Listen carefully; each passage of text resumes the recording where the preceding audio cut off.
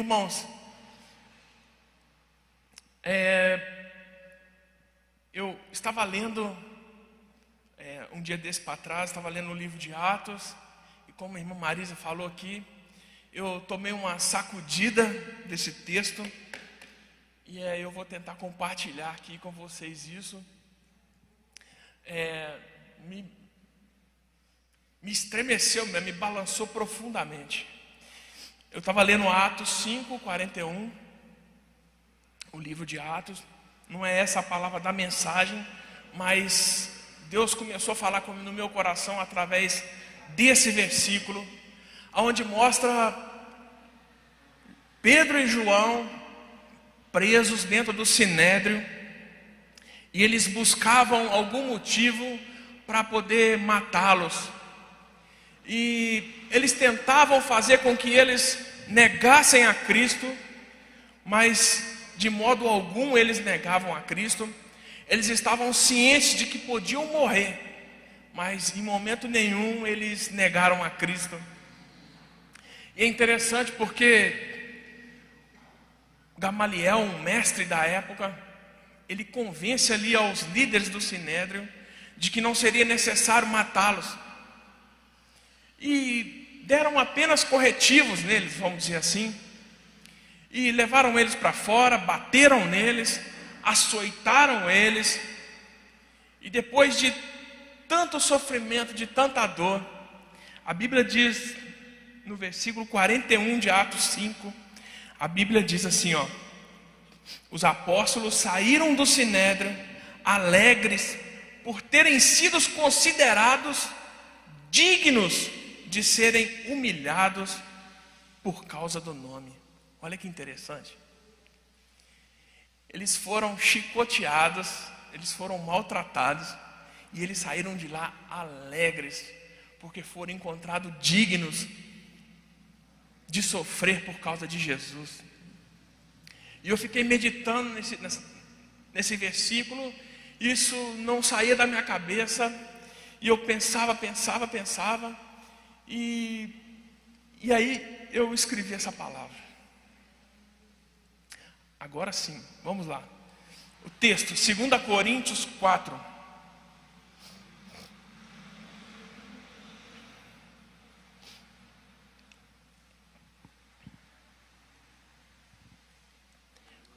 Segunda Coríntios capítulo 4, a partir do versículo 5.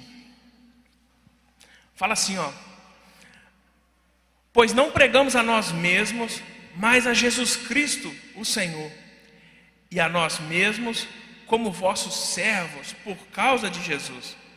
Porque Deus que disse, das trevas brilhará a luz, foi Ele mesmo quem brilhou em nosso coração, para a iluminação do conhecimento da glória de Deus na face de Cristo. Temos, porém, esse tesouro em vasos de barro, para que o poder extraordinário seja de Deus e não nosso. Sofremos pressões de todos os lados, mas não estamos arrasados, ficamos perplexos, mas não desesperados. Somos perseguidos, mas não desamparados, abatidos, mas não destruídos, trazendo sempre no corpo o morrer de Jesus, para que também a sua vida se manifeste em nosso corpo. Pois nós que vivemos somos sempre entregues à morte por causa de Jesus, para que também a vida de Jesus se manifeste em nosso corpo mortal. De modo que em nós atua a morte, mas em vocês a vida. Amém. Podeis assentar, amém? Eu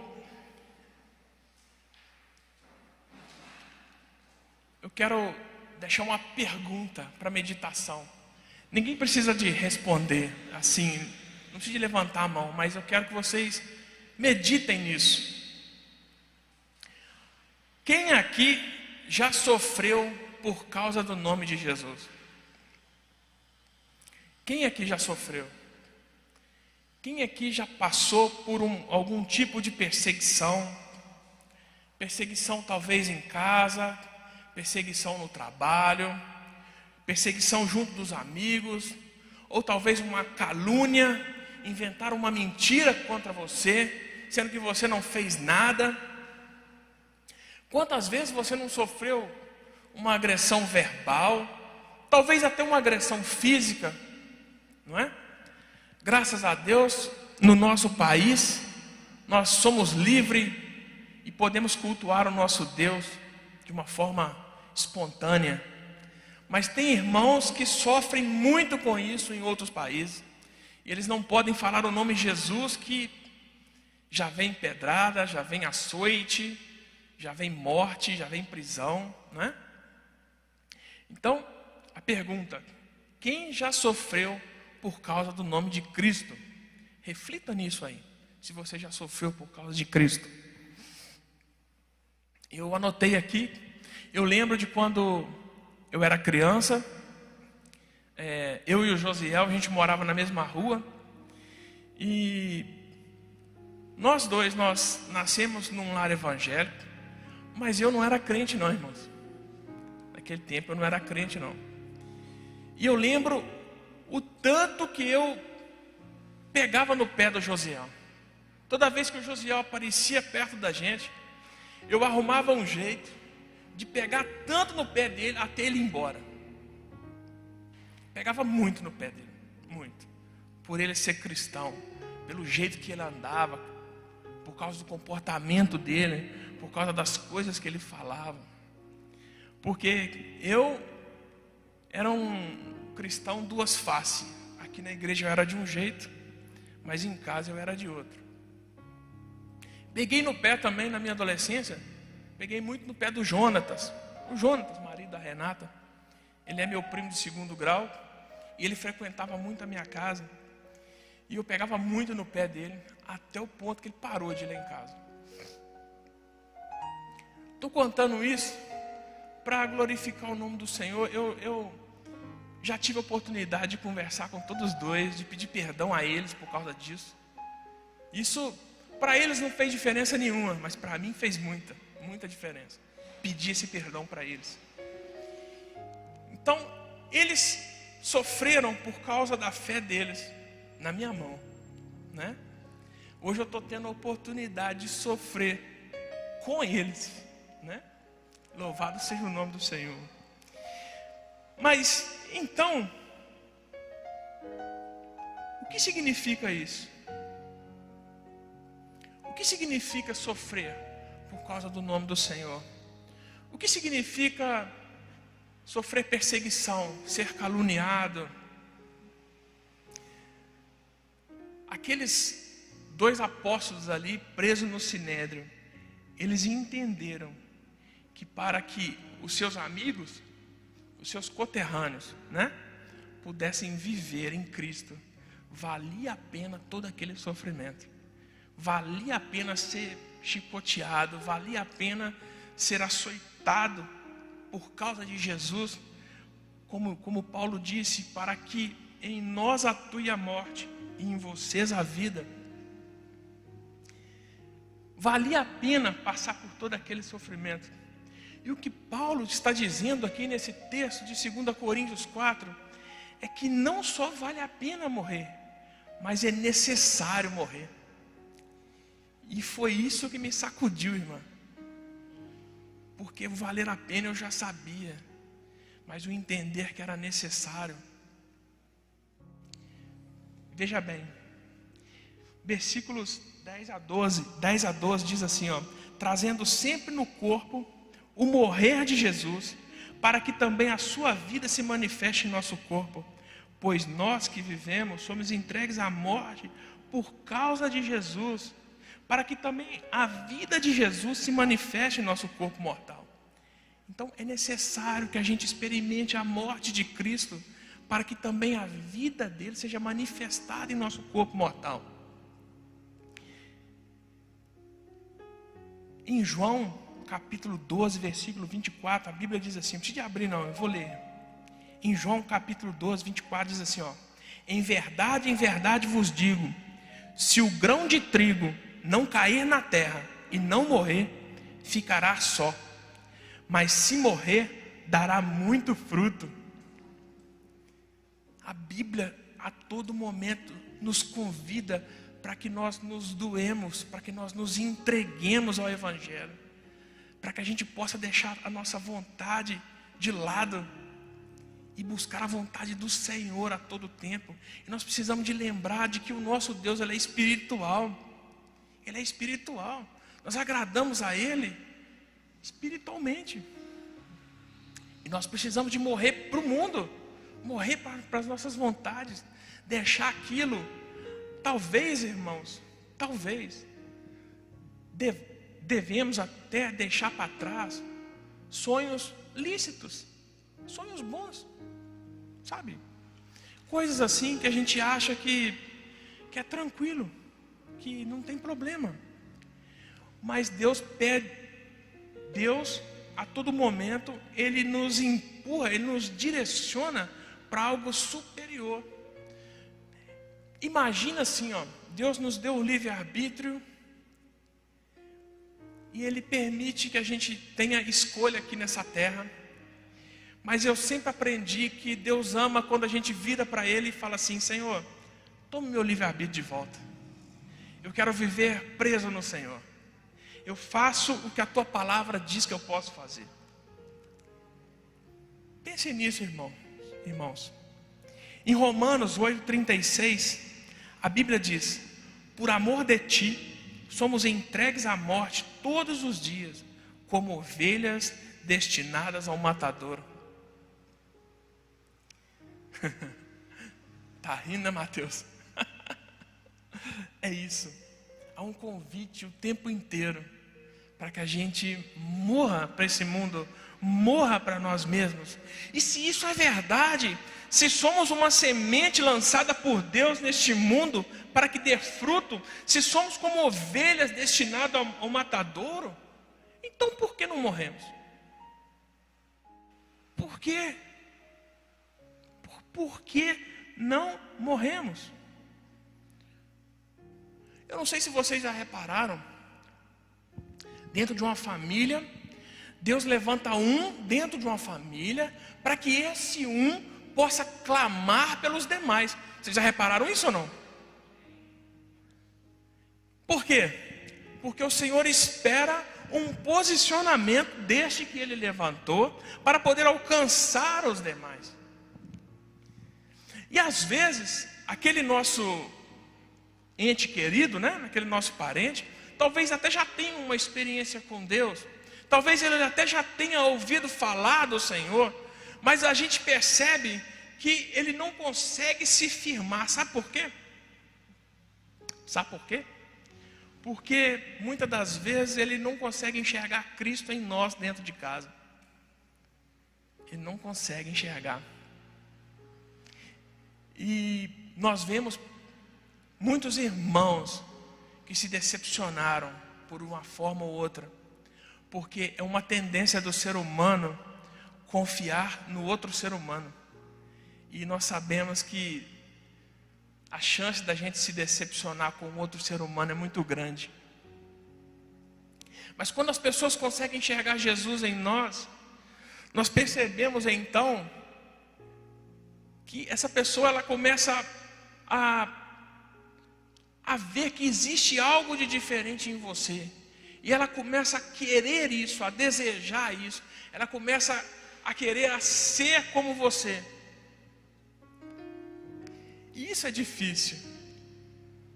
É difícil. Eu não posso falar aqui que é fácil, porque não é fácil. É difícil. Por que então é tão difícil alcançar uma vida? Sabe por quê, irmãos? Porque nós mesmos nos recusamos a morrer. Nós nos recusamos a morrer. Vivemos num tempo que parece que o Evangelho foi só para Jesus. Ninguém quer carregar a sua cruz. Ninguém quer. Parece que a Bíblia foi feita para os tempos antigos. Mas eu quero te dizer, irmão, que a Bíblia foi feita para você também. Que você precisa de cumpri-la. Você precisa de se posicionar diante de Deus. Será que o mais importante é saciar os meus desejos? Será? Ou será que Deus se importa em ajudar os aflitos? Será que o mais importante é o meu reino, é a minha vontade? Ou será que o que temos não é só para nós? Por que você acha que Deus te fez próspero? Foi só para você?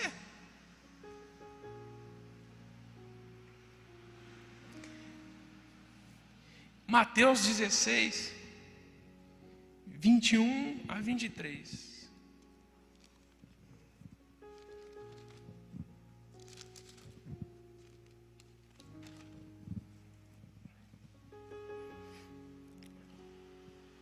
Mateus 16, 21 a 23 fala assim: desse momento em diante, Jesus começou a mostrar aos discípulos que era necessário que ele fosse para Jerusalém, que sofresse muitas coisas da parte dos líderes religiosos, dos principais sacerdotes e dos escribas, e que fosse morto e ressuscitasse no terceiro dia.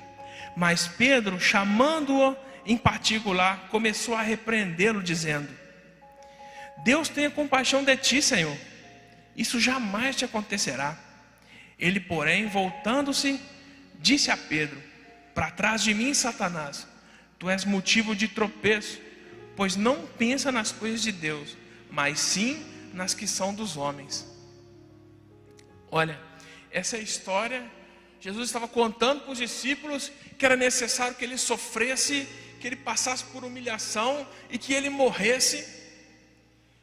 E aí Pedro, eu imagino, irmãos, que Pedro ficou escandalizado, porque ele começou a pensar assim: poxa, é tão bom ter Jesus aqui perto de nós, né? Por que ele tem que ir embora agora? Muitas vezes nós pensamos assim também. Nós queremos Jesus só para nós, não é?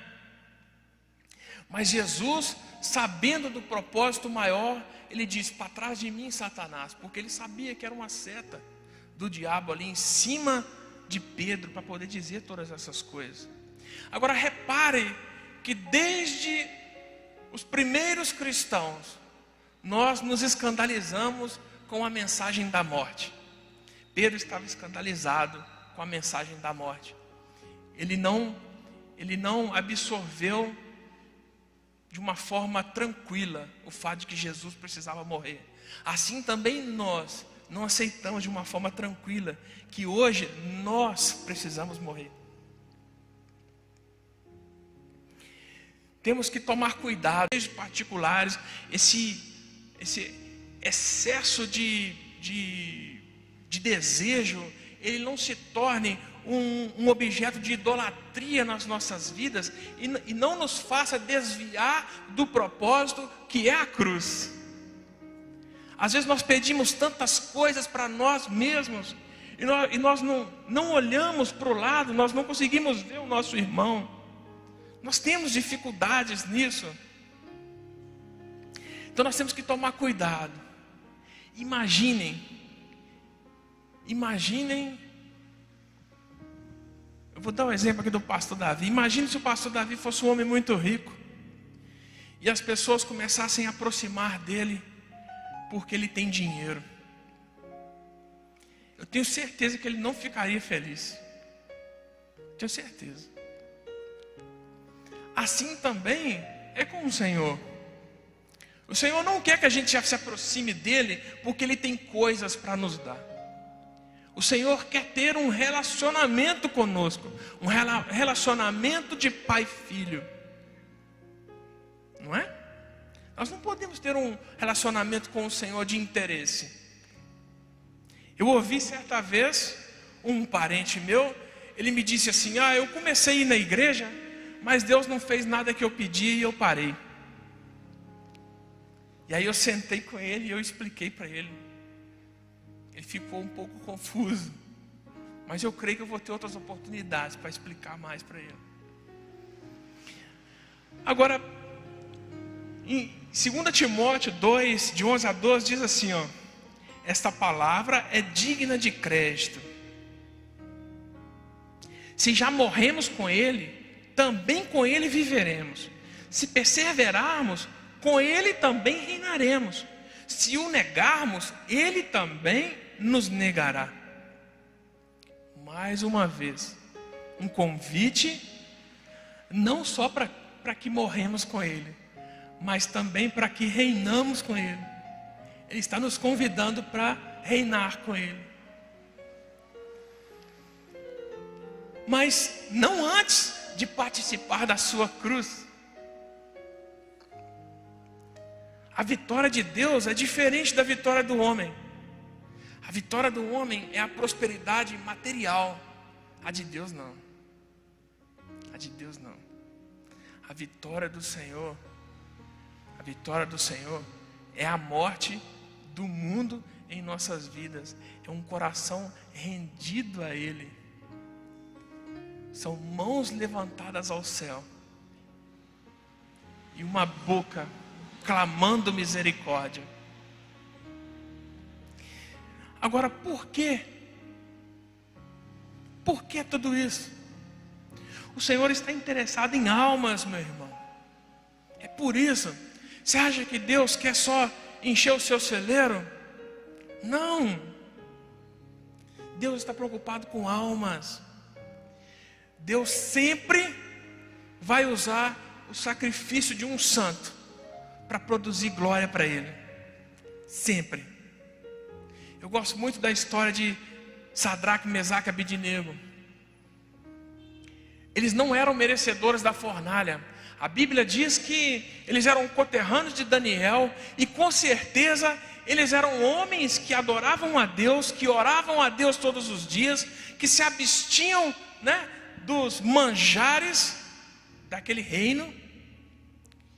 E no dia que eles foram provados, no dia que Nabucodonosor ordenou para que todo o reino se curvasse a uma estátua dele, os três permaneceram de pé. Qual que foi a recompensa? Uma fornalha de fogo. Nós conhecemos a história, nós sabemos que eles saíram de lá ilesos.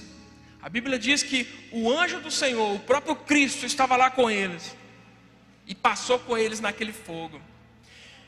E quando eles saíram daquele fogo, o que aconteceu? Nabucodonosor, o maior império já existente na face da terra, ele vira para todo aquele povo e diz assim, a partir de hoje, ninguém adore outro Deus, senão o Deus de Sadraque, Mesaque e Abednego. Deus sempre vai produzir glória para Ele, através do sacrifício dos seus santos. Creia nisso. Toda vez que você estiver passando uma dificuldade, louve ao Senhor. Não reclame, louve ao Senhor. Pergunte ao Senhor, Senhor, o que o Senhor quer de tudo isso? Entenda o propósito. Entenda o que está acontecendo. Para alcançar essas almas, irmãos, tem um preço. A salvação é pela graça, mas não quer dizer que foi de graça. A salvação é pela graça, mas não quer dizer que não teve um custo. E foi um custo muito alto. Foi pago com o sangue do próprio filho dele. Aleluia. Você tinha condição de pagar isso? Eu não tinha.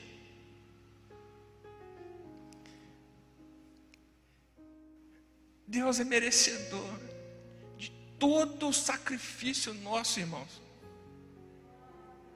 Ele é merecedor. Mateus 10, 38, a Bíblia diz que e quem não toma a sua cruz e não me segue, não é digno de mim. Olha a seriedade desse versículo, irmãos. Quem não toma a sua cruz não é digno de mim. Não adianta você falar que ama o Senhor. Amar Jesus é muito fácil.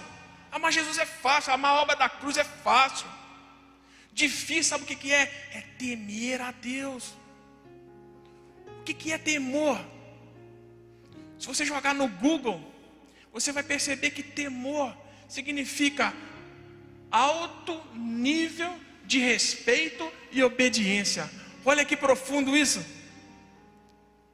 Temor a Deus. A Bíblia diz que sem santidade ninguém verá a Deus.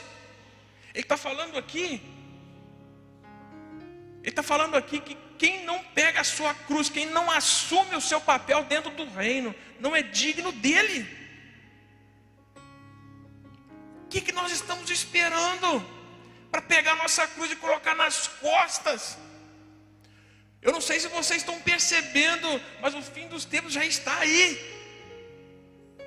Já está aí.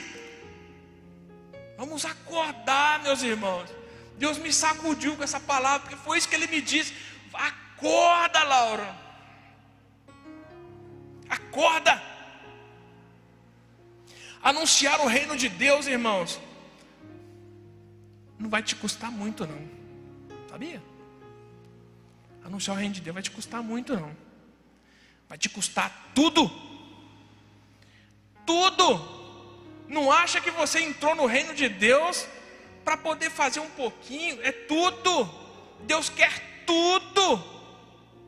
Só que Ele não te obriga. Ele espera um coração rendido, disposto a doar, disposto a ajudar. Ele não te obriga a nada. Ele espera que a gente doe o nosso tempo, doe o nosso dinheiro, doe nossos relacionamentos. Sabe aquele discípulo que te liga 3 horas da manhã porque está passando uma dificuldade e você tem que acordar e despertar e ajudar ele? Sabe aquele irmão que está passando uma dificuldade financeira e você também está apertado, mas você ajuda porque você sabe que a situação dele é pior do que a sua?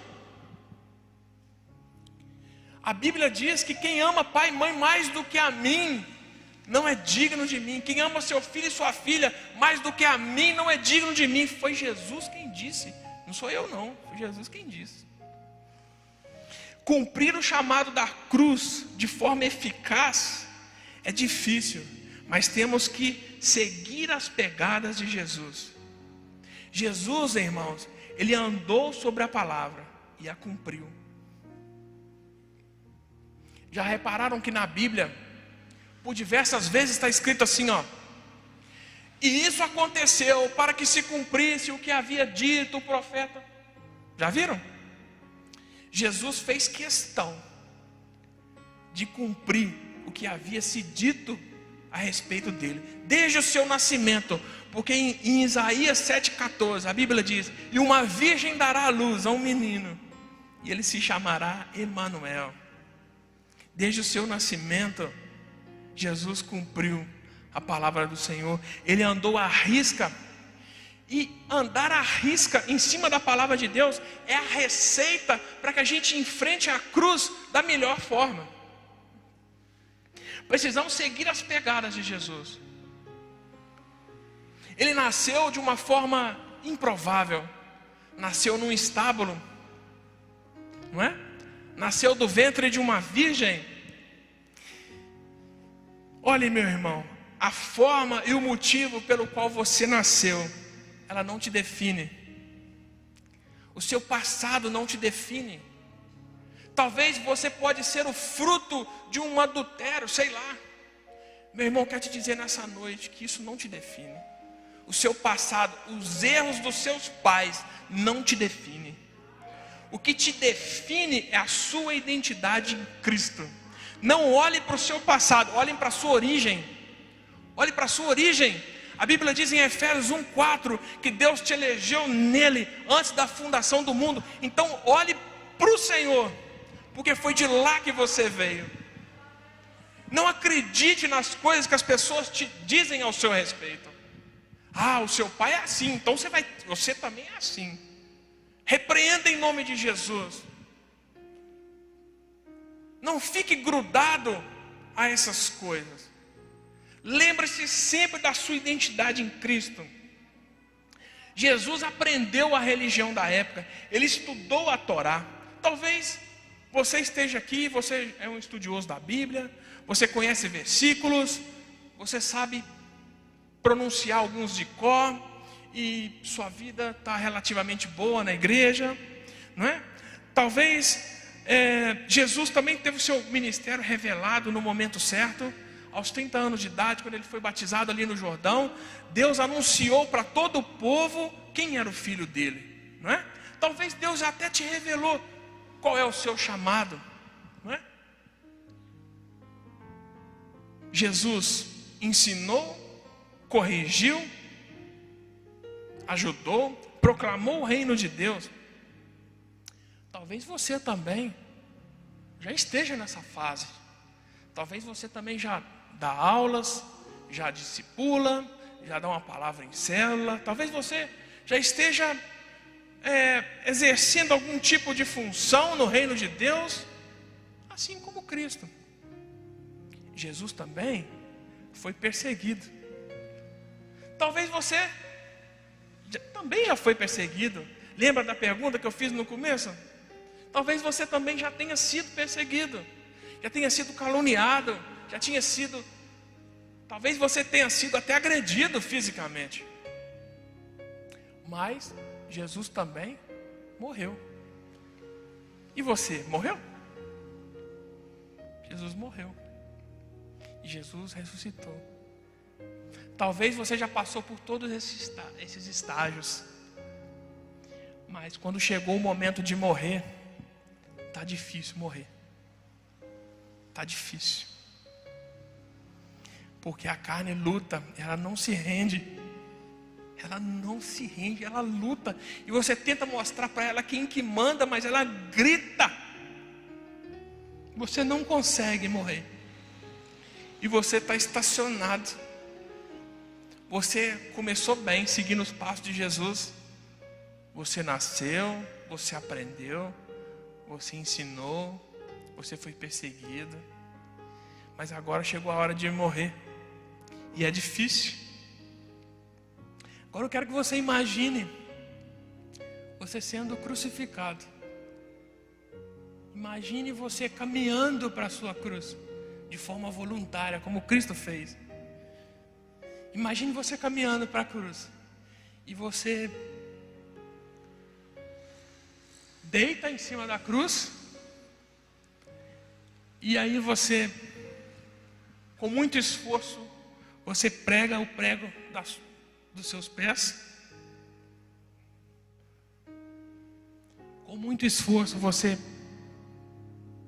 põe um braço esticado e bate o prego com a outra mão. Só que fica faltando um braço. Você está aqui, ó, nessa posição. Só que falta um braço. E agora? Como que você faz para crucificar o outro braço?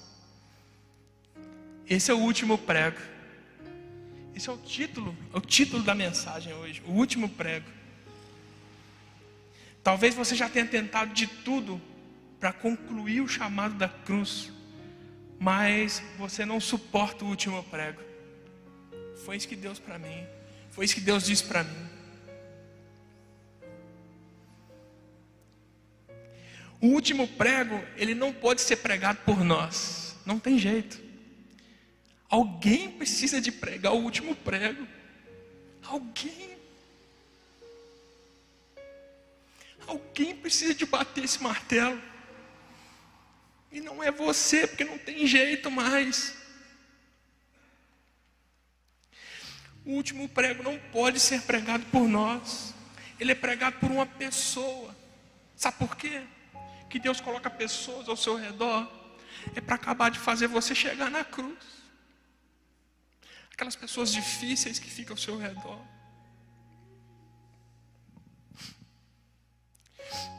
Porque esse último prego, ele é sacrificial. Porque a sua vida é entregue como oferta a Deus. E ele te torna um mártir. Te torna um mártir porque Deus é louvado através do seu sacrifício. Esse último prego, ele é a manifestação genuína do amor de Deus para o povo dele, para que em nós atue a morte e neles a vida. Jesus disse em Lucas 23, 24, Ele disse: Pai, perdoa-lhes, pois não sabem o que fazem. A maior frase de amor de Jesus para mim foi essa. Jesus, o mártir do amor.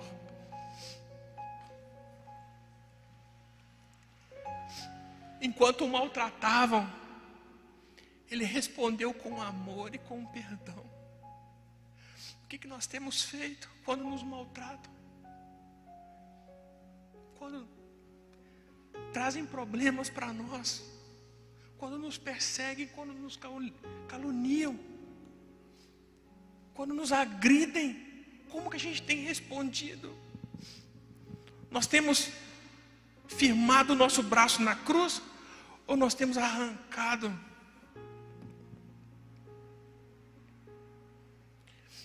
Sabe aquele parente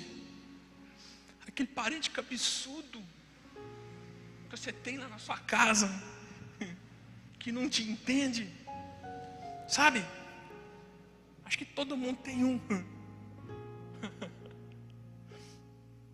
É para Deus te moldar, meu querido. É para Deus te mostrar e te ensinar. Sabe o que diz 1 Timóteo 5,8? A Bíblia diz que aquele que não cuida dos seus é pior do que o infiel. Deus quer te ensinar a ter posição de servo,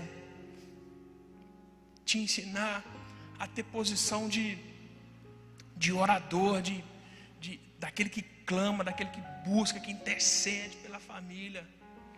E está doendo, e você está orando. E está difícil, e você está orando, e está buscando.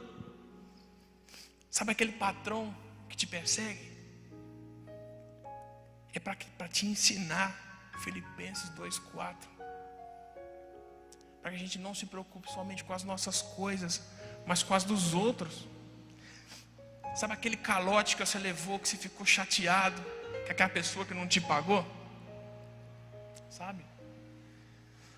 É para que você exerça Marcos 11, 25 e 26, onde diz que se você não perdoar as dívidas do seu irmão, Deus não vai perdoar a sua.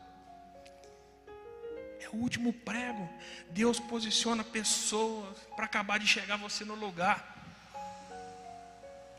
Não responda mal com mal, mas responda o mal com bem.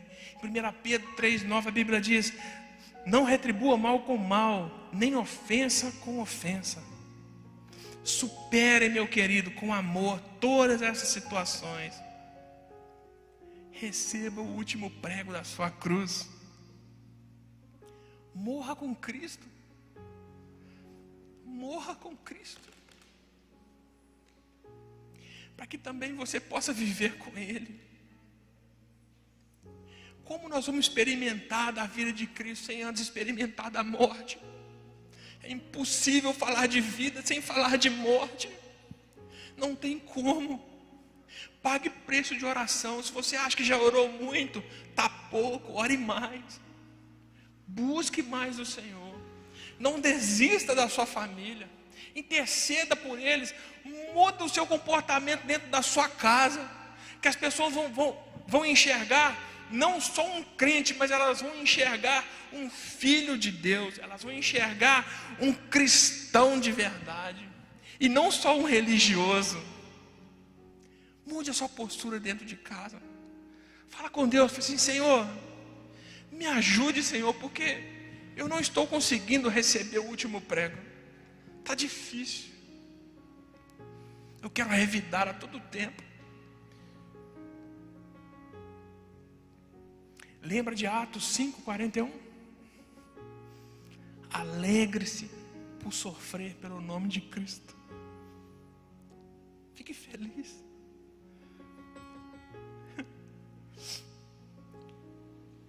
Certa vez me chamaram de religioso. E pela primeira vez eu não fiquei bravo. Eu fiquei feliz. Eu falei assim: Senhor, dentro da minha própria família, obrigado, Senhor, porque Eu sei que as trevas estão furiosas. E eu creio, Senhor, no poder que há no Teu sangue de restaurar essas vidas. Precisamos nos alegrar. Nos alegrar enquanto estamos sendo perseguidos, maltratados. Para finalizar, 2 Coríntios 4, de 8 a 9, que nós lemos. Sofremos pressões por todos os lados, mas não estamos arrasados. Ficamos perplexos, mas não desesperados. Somos perseguidos, mas não desamparados. Abatidos, mas não destruídos. Creia nisso, meu irmão, em nome de Jesus. Amém? Se posicione dentro da sua casa. Tome a sua cruz. Mude de atitude dentro da sua casa, que você vai começar a ver as coisas mudarem lá dentro.